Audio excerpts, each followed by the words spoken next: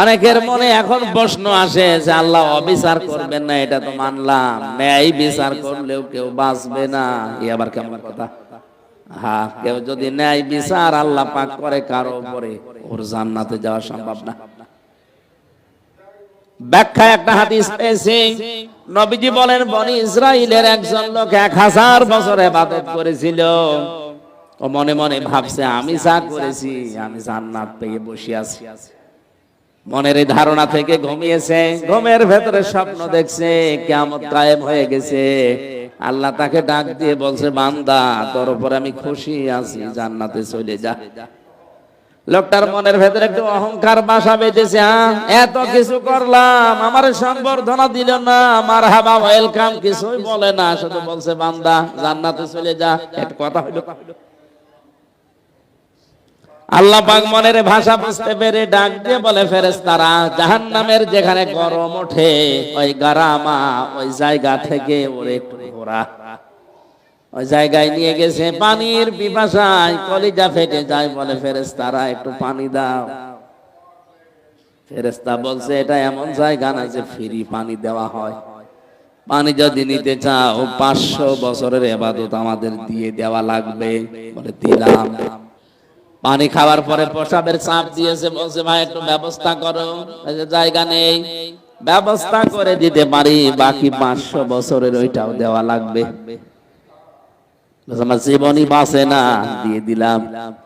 আল্লাহ পাক এবার ডাক দিয়েছে, বান্দা এক গ্লাস পানি ভেতরে ঢোকালে আর এক গ্লাস বের করে ফেলে দিলে, এই জন্য 1000 বছরের যত ইবাদত সব দিয়ে দিয়েছো।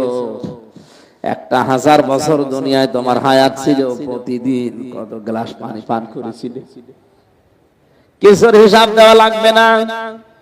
শুধু এক গ্লাস করে যদি প্রতিদিন পানি পান করে থাকো, 1000 বছর যত গ্লাস পানি পান করেছো, প্রতি গ্লাসে 500 বছরের ইবাদত দাও, এরপরে জান্নাত যাবে। তাহলে আমরা বুঝলাম কিয়ামতে প্রতিটি মানুষকে আল্লাহ ডাকবে স্রেফ কয়জন করে? আল্লাহর বিচারে কোনো অবিচার নেই, আল্লাহর বিচারে কোনো অবিচার। আরো জোরে বলেন, এটা কল্পনাও করতে পারি না যে অবিচার হবে না, অবিচার নেই। 2 নম্বরে আল্লাহ পাক যদি ন্যায় বিচার করে কেউ বাঁচবে না, জান্নাত উপরের কথা, কথা বলেন না কেন? যেন আল্লাহ যদি ন্যায় বিচার কারো করে সে বাঁচবে না। নবীজি মুহাম্মদ রাসূলুল্লাহ মাঝে মাঝে বলতেন, সাহাবীরা কিয়ামতে আল্লাহর বিচার থেকে আমিও মাপ পাবো না যদি আল্লাহর দয়া না পাই। 3 নম্বরে মানুষ বাঁচতে পারবে যদি আল্লাহ মাফ করে দেয়। এজন্য কাবা শরীফ তাওয়াফ করার সময় 6ষ্ঠ চক্করে মানুষ একটা দোয়া পড়ে, আল্লাহুম্মা ইন্না আলাইয়া হুকুকান ফিমা বাইনি ওয়া বাইনিকা। কাবা শরীফ সামনে নিয়ে বলছে, রব্বুল আলামিন তুমি আমার মালিক, আমি তোমার দাস গোলাম। তুমি মালিক হিসাবে গোলামকে অনেক কিছু দুনিয়ায় দিয়েছো, আমার একটা কিছু অপূর্ণ রাখোনি। সেই বীর্য থেকে শুরু করে তুমি হামজা বানিয়েছো, আরো সামনে কত কিছু দেওয়ার তোমার বাকি আছে, সব তুমি রব নামের খাতিরে দিতেছো। কিন্তু আমি যে তোমার গোলাম, আমি তোমার দাস, আমি তোমার বান্দা, আজ পর্যন্ত তোমাকে দেখানোর মতো কিছুই দিতে পারিনি। তবে একটা পুঁজি আমার আছে, আল্লাহ তুমি রব হিসাবে আমারে মাফ করে দাও। বিবেক যাদের আছে নিজের দিকে তাকিয়ে ভাবেন, এখন যদি মারা যান, আল্লাহ পাক যদি ডাক দিয়ে বলে, হামজা 2024 সালের জানুয়ারির 31 তারিখ পর্যন্ত ধরে মাফ করে দিলাম, জবাব দেওয়া লাগবে না, শুধু ফেব্রুয়ারির 1 থেকে 14 এই 14 দিনের হিসাব দিয়ে জান্নাতে যা। আমার তো মনে হয় 14 দিন না, 14 ঘন্টার হিসাব দেওয়া আমার দ্বারা সম্ভব না। আমি আর কি করি বলেন তো? 24 ঘন্টার 18 ঘন্টা আমি গাড়িতে থাকি, অন্তত অন্যান্য কোন গোনা সেরকম আমার স্পর্শ করেই না। আর 3টা বছর তো এক ঘরের ভেতরে ছিলাম, ফাঁসির কন্ডেম ছেলে, ওখানে গোনা করার কোন সুযোগও নেই। অন্তত এই চিন্তা তো করতে পারি যে এই 3টা বছরে তো একটা গোনাও আমার হয়নি। কারণ একটা ঘরের ভেতরে দিকে 3.5 হাত, এদিকে 2.5 হাত, এই ফাঁসির কন্ডেম সেলের ভেতরে 3টা বছর 24 ঘন্টা তালা লাগানো থাকতো, যোগাযোগ সব বিচ্ছিন্ন। এই 3 বছরে কোরআন পড়া আর জিকির করা ছাড়া অন্য কিছু তো করতেই পারিনি। আমার মাঝে মাঝে একা থাকলে মনে হয় আল্লাহ 14 দিন না 14 ঘন্টার হিসাব আমার দ্বারা দেওয়া সম্ভব না যদি তুমি মাফ করে না দাও।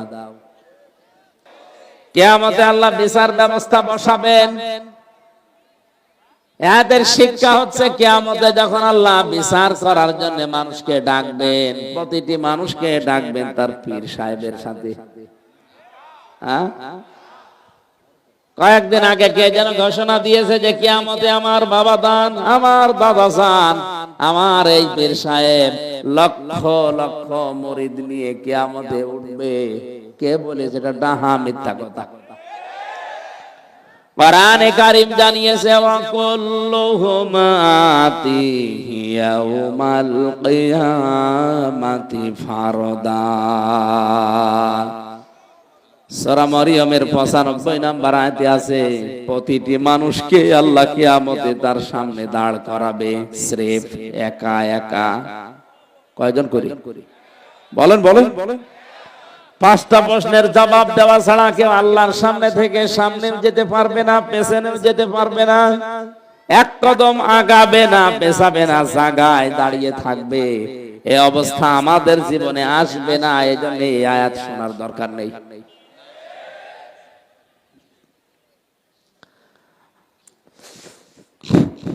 খলিফাতুল মুসলিমিন হযরত ওমর ইন্তেকাল হয়েছে 12 বছর। 12টা বছর পর তার সন্তান আব্দুল্লাহ স্বপ্নে দেখছে বাবা সুন্দর করে গোসল করে সাদা কাপড় পরে আসতেছে। ডাক দিয়ে বলে, আব্বা জান কোথায় ছিলেন আপনি? এতদিন হয়ে গেল আপনাকে দেখি না। হযরত ওমর বলে, আব্দুল্লাহ 12 বছর আমি দুনিয়ার জীবন ছেড়েছি। মহান আল্লাহ আমাকে হিসাব নেওয়ার জন্য ডাক দিয়েছেন। জবাব দিচ্ছিলাম জীবনের শেষ পর্যন্ত আমি আর পারি না। এই মহান আল্লাহ তার গাফফার নামের খাতিরে আমারে মাফ করে দিয়েছে। এখন আমি জান্নাতের নহর থেকে গোসল করে এই যে পোশাক পরে জান্নাতে যাচ্ছে। সিরাজগঞ্জবাসী একটু মাথা নিচু করে ভাবেন, যারা আকাশের তারকার চাইতে নেকির কাজ বেশি ছিল। নবীজি বলেন কেউ যদি দুনিয়াতে আকাশের তারকা গণনা করে হয়তো একদিন শেষ করে ফেলবে, কিন্তু ওমর 26 বছর বয়সে মুসলমান হয়ে মরণের আগ পর্যন্ত কয়েক বছরে যে নেকির কাজের আঞ্জামগুলো দিয়েছে, কিয়ামত পর্যন্ত মানুষ ওমরের নেকি গুণে শেষ করতে পারবে না। জান্নাতের প্রতিটা দরজা তাকে ডাকবে। শয়তান যদি রাস্তা দিয়ে আসা দেখে হযরত ওমরকে 40 দিন ওই রাস্তায় আর ভয়ে আসতো না। জান্নাতের গ্যারান্টি তিনি জিন্দা অবস্থায় পেয়েছিলেন। নবীজি বলেছেন, আনা খাতামান নাবিয়্যিন আলা নাবিয়্যা বাদি, আমি শেষ নবী, আমার পরে নবী আসবে না। কিন্তু নবী যদি আল্লাহ কাউকে পাঠায়, ওমর আল্লাহর নবী হয়ে যাবে। দেখেন তো কত কিছু বললাম। বিশ্বনবী একদিন হযরতে আয়েশা রাদিয়াল্লাহু তাআলা আনহা তার কোলে মাথা রেখে কোরআন তিলাওয়াত করছিলেন। হঠাৎ করে আকাশের দিকে তাকিয়ে বললেন, আয়েশা ওই যে মিটি মিটি তারকা দেখতে পাও, এর চাইতে বেশি নাকি দুনিয়ায় একজন কামাই করে ফেলেছে। হযরতে আয়েশা মনে মনে করছিলেন ওই লোকটার নাম মনে হয় নবীজি আমার বাবার নাম বলবে, আবু বকর। বিশ্বনবী বলেন, ওই লোকটার নাম জানতে চাও? বলে হ্যাঁ বলেন। বলে লোকটার নাম ওমর ইবনে খাত্তাব। হযরতে আবু আয়েশার মন খারাপ হয়ে গেল, কারণ ওইটা সতীনের বাবা। মেয়েদের আশায় থাক না কেন, সতীন সহ্য হয় না। নবীর স্ত্রীদের ভেতরে এইটা উনি বললেন, হে রাসূল আমি মনে করছিলাম আপনি আমার বাবার নাম বলবেন আবু বকর, কিন্তু আমার সতীনের বাবা ওমরের নাম বললেন। বিশ্বনবী বলেন, মন খারাপ করো না, তোমার বাবা আবু বকর সিদ্দিক। এই পৃথিবীতে আল্লাহ বাদে যদি আমি কাউকে বন্ধু হিসাবে গ্রহণ করতাম, তোমার বাবারে গ্রহণ করতাম।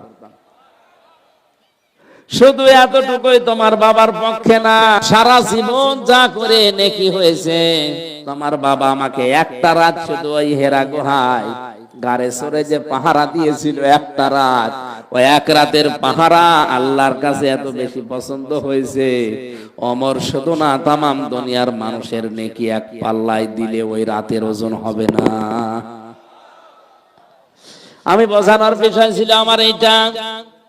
হযরত ওমর এত গুনাহগান শুনলাম, এত পাওয়ারফুল মানুষ, এই লোকটার যদি 12 বছর লাগে তারপর আল্লাহ তারে মাফ করে দিয়েছে, বলেন তো আমার আপনার কয় বছর লাগার কথা? এই জন্য আল্লাহ এই দিনটার নাম দিয়েছেন ওয়াত্তাকু ইয়াওমান তুরজাউনা ফীহি ইলাল্লাহ। ভয় করো ওই দিনকে যেদিন সবাই আল্লাহর কাছে ফিরে যাবে। সুম্মা তুওয়াফা কুল্লু নাফসিন মা কাসাবাত, প্রতিটি মানুষকে তার পারিশ্রমিক, তার অর্জনকৃত বিষয় আমি আল্লাহ গুনে গুনে দিয়ে দেব। আপনি যা করেছেন, আমার এই 33 বছর বয়স, আমি যা করেছি, এখন যদি মারা যায়, আল্লাহর কসম কোরআনে কারিমের আয়াত আমার 100 ভাগ বিশ্বাস আছে, আমি যা করেছি ঠিক ওইটাই আল্লাহ আমার হাতে তুলে দেবে। বলেন তো এটা যদি এখনই তুলে দেয় আর আমি যদি পড়তে আরম্ভ করি, আমার তো এমনও লেখা আছে যেটা পড়ে মানুষকে শোনানোর মতো না। কথা বলে না কেন? আমরা নিজেদেরকে এই মুহূর্তে আল্লাহর ওই দিন আসার আগেই পরিবর্তন করি, বলেন আমিন।